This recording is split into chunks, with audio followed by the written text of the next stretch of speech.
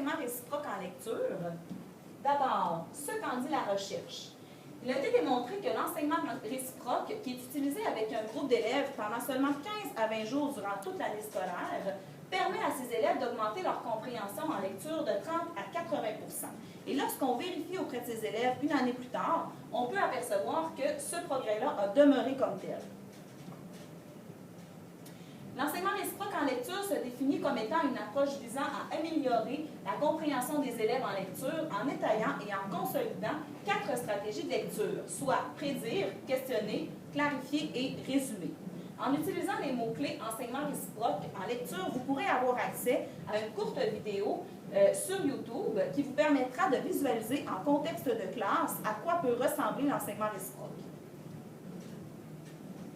Premièrement, lorsque je prédis, je survole le texte dans le but d'anticiper ce qui devrait se produire ensuite. Pour ce faire, je vais observer les éléments graphiques, soit le titre, le sous-titre, les illustrations, les schémas et les encadrés. Je peux aussi référer à mes connaissances sur le sujet.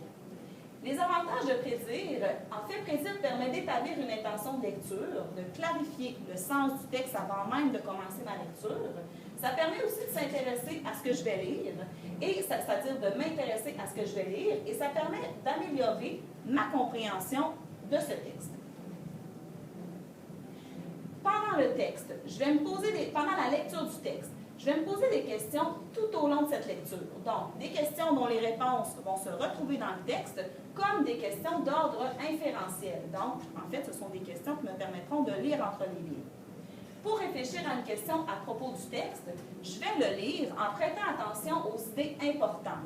Je vais aussi traiter l'information qu'il contient en retirant principalement les idées importantes du texte. Je vais faire des inférences, donc tenter de lire entre les lignes, et je vais faire des liens avec ce que je connais déjà à propos du sujet. Pendant la lecture du texte, je vais aussi tenter de comprendre les mots difficiles. Je peux aussi reconnaître les phrases, les passages et les chapitres qui manquent de clarté. En fait, il s'agit de clarifier le texte. Les stratégies de clarification sont différentes, en fait, lorsque je veux clarifier une idée ou un mot. Pour clarifier une idée, je vais relire les parties que je n'ai pas comprises. Je vais poursuivre ma lecture pour tenter de trouver des indices. Je peux aussi réfléchir à mes connaissances sur ce sujet ou, au besoin, je peux consulter un père qui en connaîtrait davantage que moi.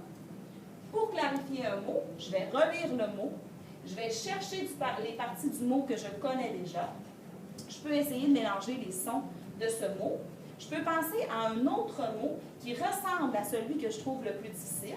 Je peux poursuivre ma lecture pour tenter de trouver des indices.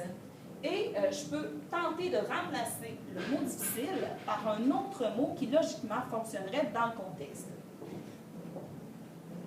Vient ensuite le moment de résumer. En fait, il s'agit de faire un rappel des éléments importants et de les mettre dans le bon ordre en paraphrasant, donc en utilisant mes propres mots. L'organisation du résumé dépend du type de texte, donc que ce soit un texte informatif ou narratif, et les résumés permettent d'améliorer la compréhension en lecture des textes narratifs et informatifs, parce qu'ils aident à comprendre de manière générale des histoires, des extraits ou des articles. En conclusion, l'enseignement réciproque en lecture, ce sont 4 stratégies dont l'objectif premier est d'améliorer la compréhension en lecture. Il s'agit d'une discussion constante tout au long de la lecture. Il peut se pratiquer dans toutes les disciplines et pour tous les types de textes. Voici mes références.